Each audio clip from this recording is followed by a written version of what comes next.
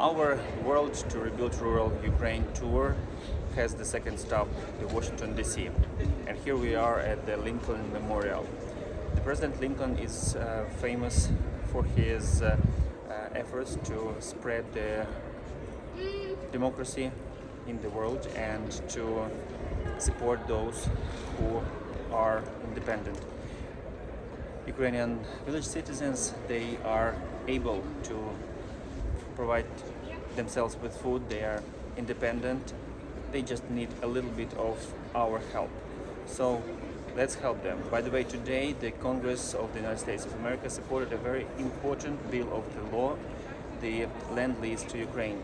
Now our victory has become even closer in the future. So we hope that some of the congressmen will also support our project, World to Rebuild Rural Ukraine.